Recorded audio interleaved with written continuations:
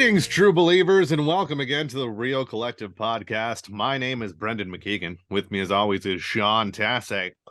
And here for all of your real estate podcasting Ottawa capital area needs. We're a very niche market. If you're enjoying yourself, please like, subscribe, and share the channel. Download us on Apple Podcasts, Spotify. Add us on Facebook. Real Collective, Sean Tassay, Brendan McKeegan. Find us on Twitter, find us on Instagram, find us on High Five, find us on MySpace, find us on Google Plus. Was that a thing? What was the Google one? Twitch. Find us streaming this on Twitch. Find us on on Snapchat. Anyway, that's where we're gonna be. So we'll be there the whole time. Sean, how you doing, buddy? Good. I'm your greetings, true believers. Makes me miss Stan Lee, even that a little bit more. It's I haven't seen the new Guardians of the Galaxy movie, unfortunately. You got the Groot over your shoulder there. It's good. Planter. Apparently, it's the best Marvel movie that's been made in a while, so I'm looking forward to it when I get a chance to see it. Good. It's feeling warmer. I think the warm weather is about to hit us next week, so I feel like part of you asking me how I'm doing often results in me talking about the weather. So I guess I'm a middle-aged man. Did some gardening, so that's a definite middle-aged man thing. Planted a tree, if you can believe it. Dug a hole, put a tree in it, filled the hole back in. Wow. Yeah. Calm down. We only have a half hour. I'm done. That's all I've done. I figured today there's been a lot of questions that people are asking us. So I ran around the office before jumping on here and spoke with some other realtors in the office and wanted to get a sense from them what their clients were asking them. And so figured we'd go through and do like a FAQ sort of episode where we talk about what are some questions that the general public is asking of the realtors, and then take the time to answer some of those questions today. Make sense? Yeah. How are you doing? No? Not bad. Been a busy week, been driving all over the place. It's been oddly very busy for comedy right now, which is normally the slow time, but I keep picking up gigs because for whatever reason, people are just, it's nice. They're reaching out and saying, hey, do you want to headline this show, that show, the other show? So there's quite a few in the works, which is nice. They're liking your most recent bit about being a realtor. Yeah, probably. Although other realtors aren't liking my bit about being a realtor. Yeah, well, they can S7E8. Yep. Suck a butt. I like how you're like S7E8, suck a butt. Neither are a bad word. You're like, oh, what about the censors? What about our sponsors? They won't approve of this. That's right. They will. All right, let's jump into it. Let's jump into the facts. Let's call them that, the FAQs. Just the facts. Mark that down. That's the name of the show. I just coined it. Stamp on this one. Yeah, we do get a lot of questions all the time, and obviously the first one, anytime you even introduce yourself as a realtor, but to anybody, like a complete stranger, but sometimes it's right when you meet with a potential client. First thing, how's the market? And you know what? There's all these canned responses that they teach you in realtor school. Oh, well, it depends. What are you doing? Are you buying, selling, or investing? And if you're renting, it's like, yeah, no thanks. But if and it's different, I guess, is the answer. It seems that we're back to a normal seasonality because it seems like just recently, this last week or two, we sort of hit a peak in the market in terms of activity, in terms of likely sale prices, etc. And they've just released some information about the rates. The 5-year fixed rates have gone up by 20 basis points because the bond rates also went up, which normally the bond rates going up would force the interest rates down. And they historically worked in sort of an anti-fashion. When one would go up, the other would go down. But now it seems that they're going together. So the bond rates going up have pushed the rates up by 20 basis points. And that doesn't normally have an instant effect on the market, but it does have a trickle-down effect. So I believe and I'll put this out there. My guess is that we have hit in May 25th, May 2023, we have hit the height of the average sale price in Ottawa, and for the rest of the year, the average sale price moving forward will be lower than it is in May. And we don't even have the average price posted for May. Today is May 25th when we're recording this. When you're seeing this, it's probably going to be end of May, May 31st, June 1st, May 30th, something like that. But I think that we have peaked in terms of average prices. So if you are selling moving forward, keep that in mind when you're positioning your property. And if you're buying, the problem is a lot of the times people don't understand, right? People don't see like, oh, here's a lead indicator and it's going to have this effect on the market. We know it because we pay so much attention to it, but someone else might not. So how's the market? It's a lot better now than it was, 3-4 months ago in terms of activity from a selfish realtor point of view, right? We want to be busy. From a buyer's point of view, you would have been better to buy in January. From a seller's point of view, you would have been better to sell last week. Right? That's sort of how it goes. What's it going to be? That's the other question, right? What people are saying, oh, well, what's the market going to be in the future? And I think finally with COVID being over, we're getting back into more of a seasonal type market, which is the spring is busy, the summer is a little bit slower, the fall picks up a little bit more, and then the winter is dead season. So best time to buy in the winter, best time to sell in the spring, and we're sort of cresting the peak of the spring. How's that? And if That's great. You're an investor, the rates just went up by 20 points, so you were waiting for them to come back down, or the house prices to come back down, or whatever. Too bad. You waited too long. Yeah. So you heard it here first. Sean Tassay has guaranteed that your house will not sell for more money later on. Wow. I may have got that wrong. I don't know. No. I was texting a client last night, and they said they saw we've a bus bench sign on the corner of Woodruff and Carling that says Real Collective, and the client texting, oh, I was really let down. I thought I'd see your face on this thing. I'm like, well, we're in the process of selling your house, so let this be the first of many disappointments that I have for you. Yeah, see, I leave my stuff off because normally people get disappointed when they see my face on things. So well, yeah. It's a self-deprecating joke, everybody. It's very funny unless you're listening to the podcast and you've never seen what I look like. Google me. Google me. Yeah, Google me. I feel like all right. What else are we getting? What's happening with the rates? Yeah, the rates have gone up. Before we do that, there's an agent that I was talking with up the hall here, and she was saying that a lot of we believe that the market will be stable in terms of like, look, I'm not saying that the prices are going to fall off a cliff like they did last year. It's just the regular seasonality. So if the average price at the end of May winds up being, I don't know, 7, the average price at the end of summer might be 680. Like it's not going to be like last year, just to put a caveat on that. And there is no guarantees. I have guaranteed nothing. I put my stamp on nothing. These are just my beliefs. I very much think that everyone knows I'm being sarcastic, and if you're not, please stop listening now. Click listenership. Yeah. No one listens anymore. So how did we get canceled? Yeah, right. Cancel ourselves. -1 listens. What? Mom. So anyways, agent up the hall, she's saying, oh, well, there's a bunch of folks that she was in a party with, and they were saying, oh, a whole bunch of people are getting laid off from Shopify. And what effect is that going to have on the market? How is the market going to sustain if there's all of these job cuts and we're headed towards recession, et cetera, et cetera?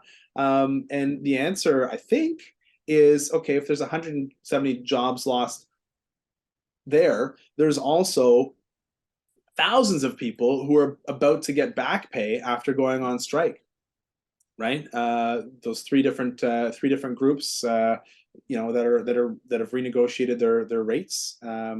So there's I think that's a larger population, a larger portion, which will continue. That's always what's continued to keep Ottawa insulated when other places are going through, big time recessions. And you'll see the headline, on the National Post or whatever it is, say, "Oh, Canada real estate prices down by whatever," and that's Canada wide, right? And a lot of that's really pushed by Vancouver and Toronto, et cetera, where we always seem to be a little bit insulated from whatever else is happening.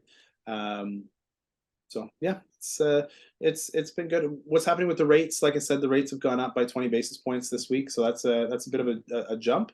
That we've had some consistency over the last 3-4 months with buyers becoming more and more confident in the market. We've talked about that on the podcast recently, and as the rates go up, buyers lose their buying power, right? So if the rates go up and they were going to spend $700,000 on a house and the rates have gone up by 20 points, well, they can only spend $680,000 on the house, right? Yeah. So that's going to have a slight effect on it, and that compounds with the seasonality that's typical for Ottawa, right? June is crazy, right? Like every kid has everything, end of school. Every kid's graduating. Doesn't matter what grade you're in. You're in grade 1. Oh, you're graduating. No, you're not. You're just going to grade.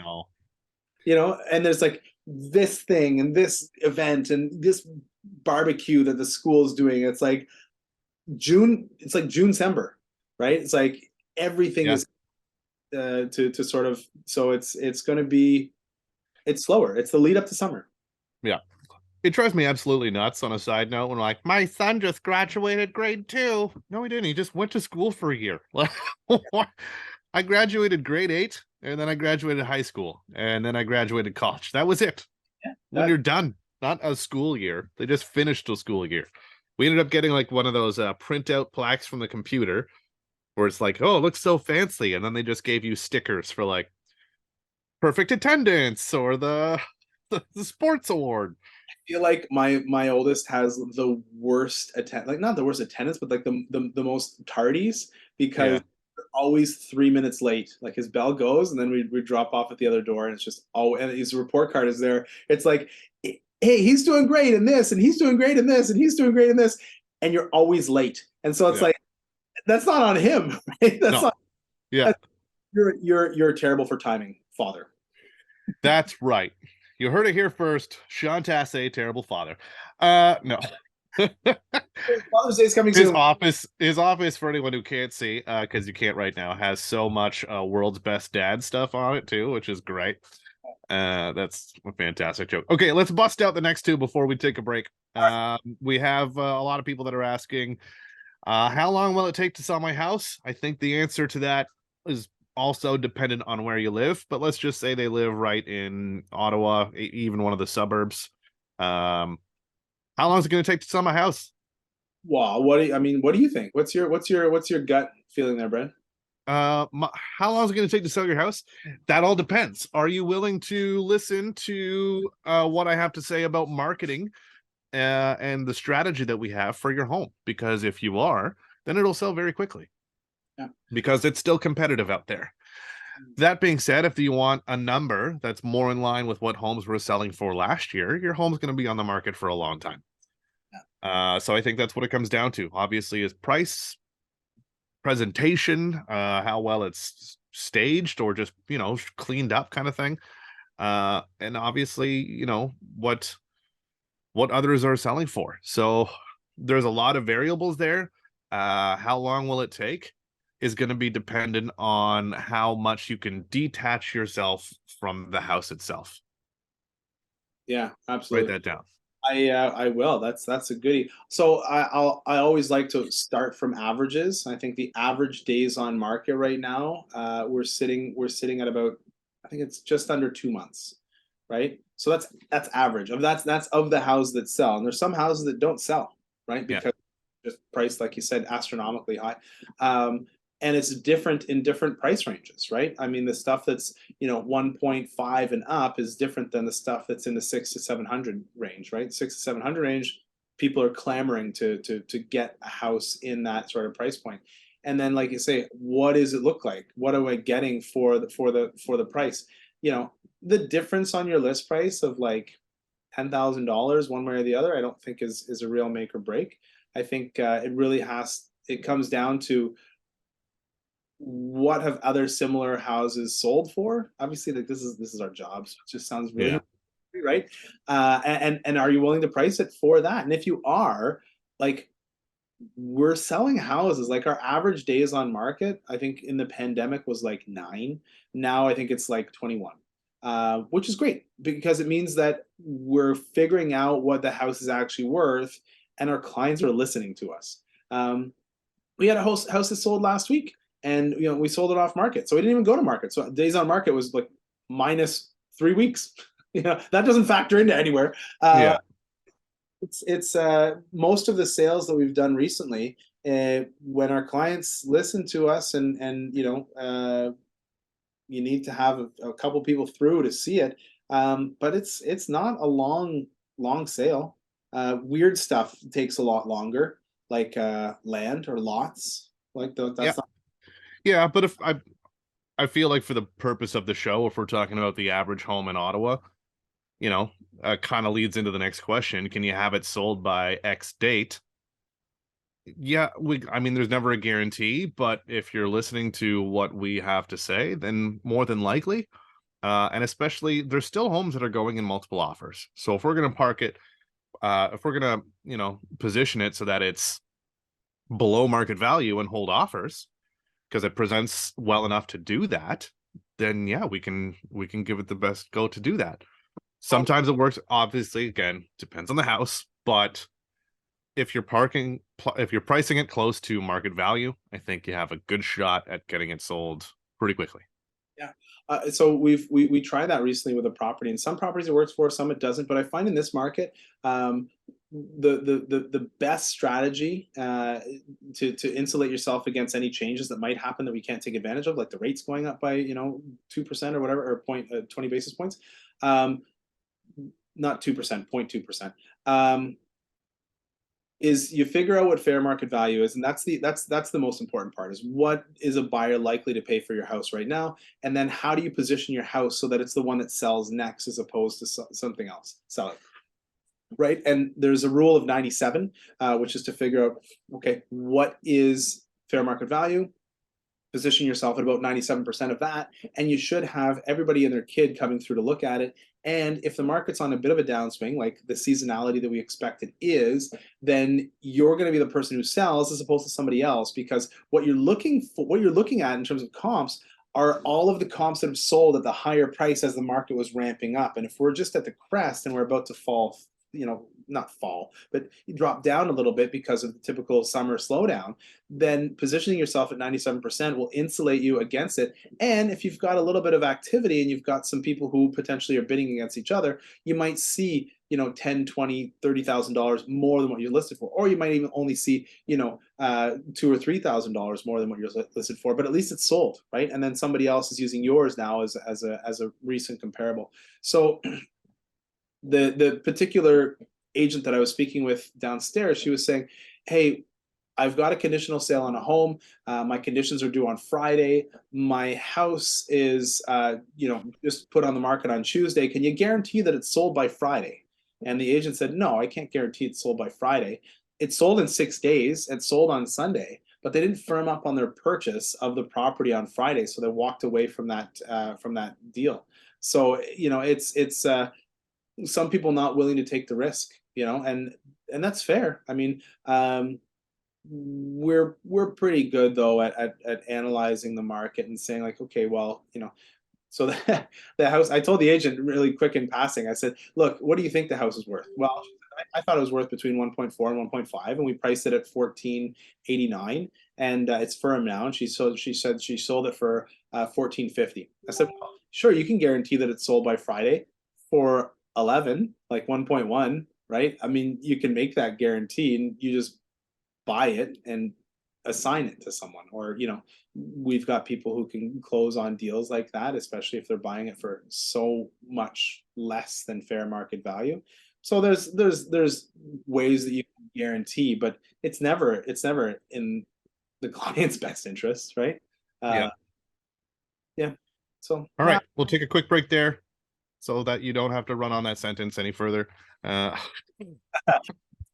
been running, man. We're 20 minutes in. We got 10 minutes left, and we went through half the questions we were supposed to. So we're gonna go through and take a quick break. Listen to us. We'll be right back on the Real Collective Podcast.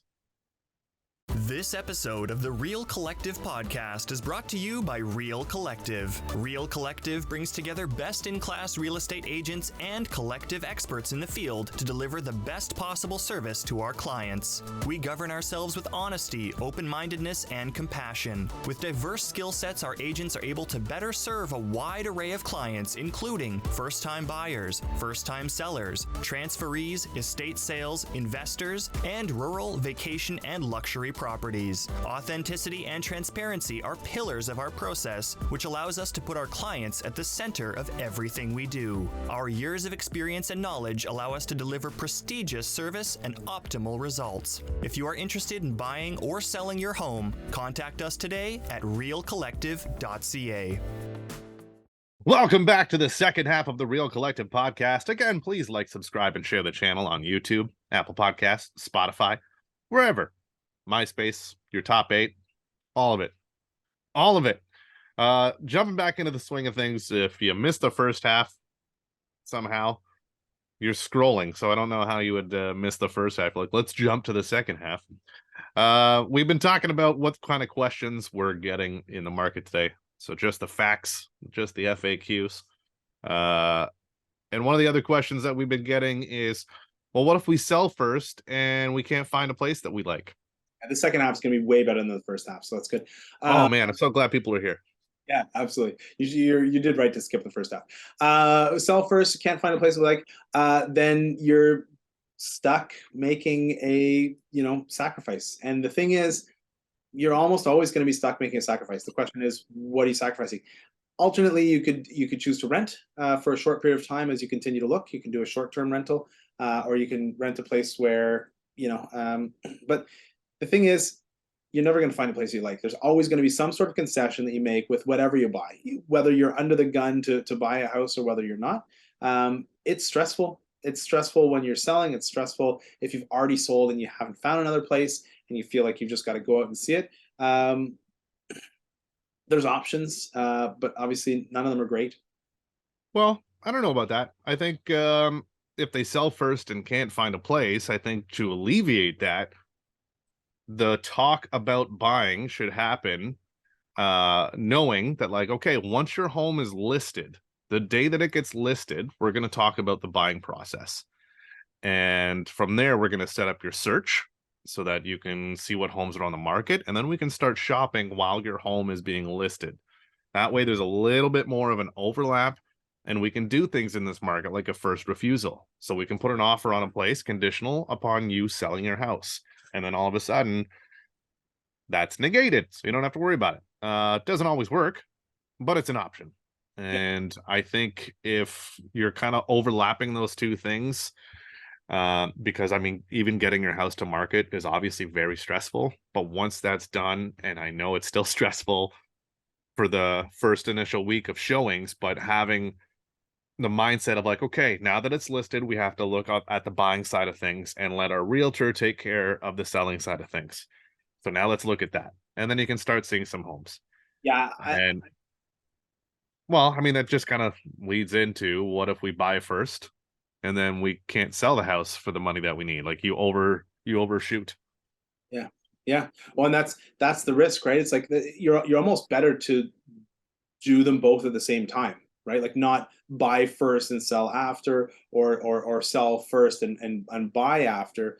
If you set them up so that they're both happening simultaneously, you can really do well. And I think you hit the nail on the head with it. It's like, yeah, set up both to be happening at the same time so that your house is listed for sale the moment that you find the right house that you like and that you want to buy, so that when that first conversation is happening, it's a conversation about both buying and selling, right?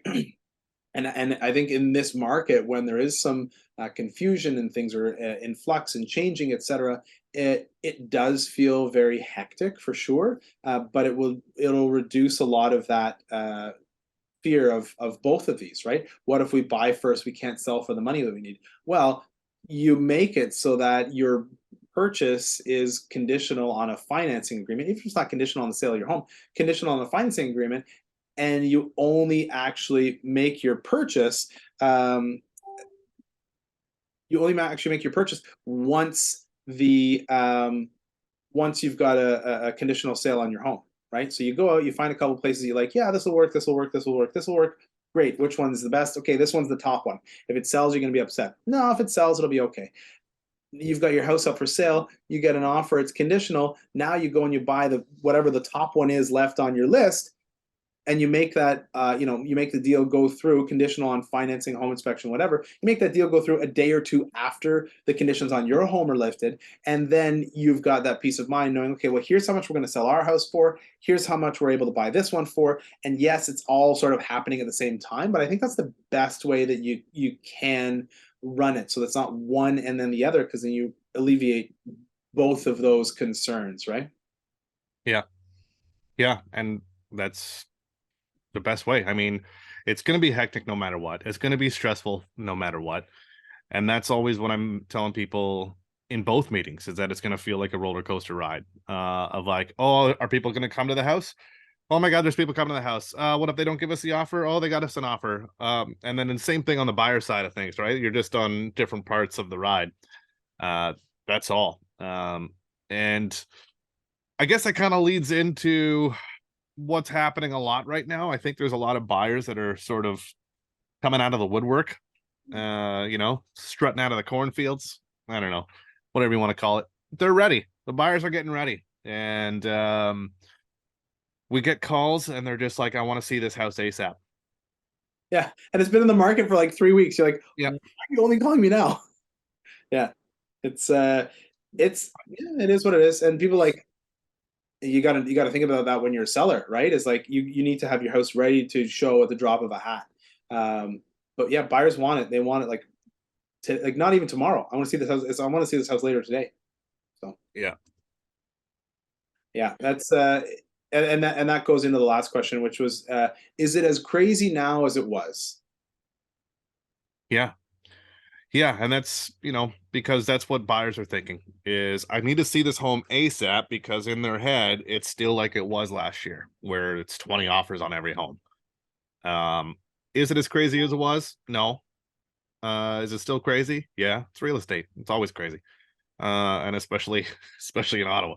Yeah. But I think that's the whole point of sitting down and having a 30-minute conversation with a realtor, of just going over what you're looking for, what your needs are, what your timeline is, and having someone sort of alleviate that extra stress and answer those questions for you to help guide you on the right track is super beneficial.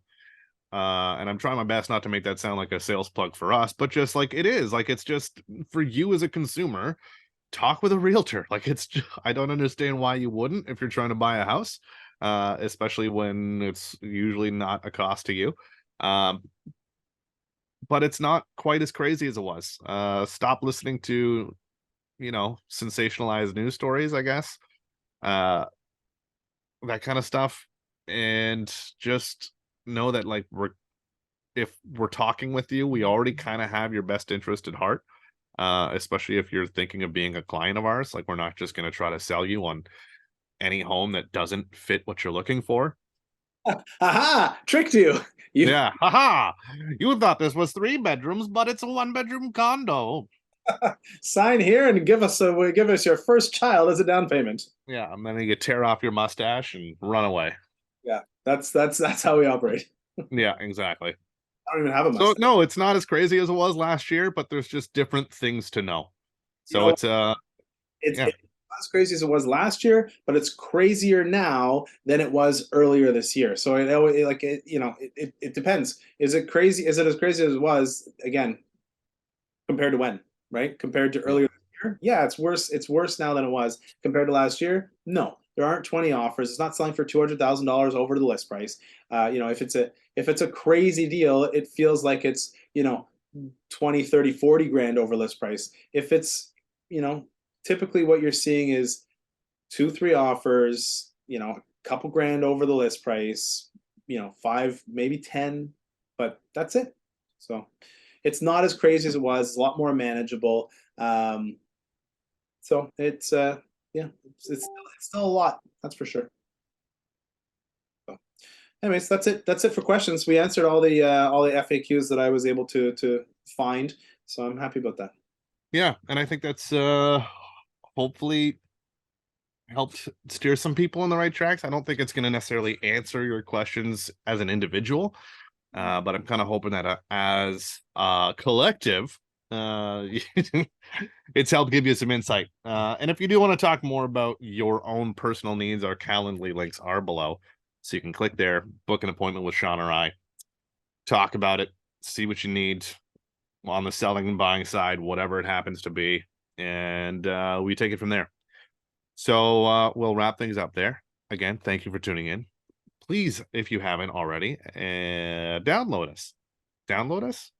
Yes, on Apple Podcasts and Spotify. I think you can subscribe on those as well. Subscribe on YouTube as well. Like, share, subscribe, all those things. Hit the bell for notifications. Don't forget to download our Twitch stream. Don't forget to download our YouTube album. All of those fun things. We'll wrap things up here for today. Thanks for tuning in, everybody. I'm Brendan McKeegan. This is Sean Tassay. Until the next one, keep it real. Collective.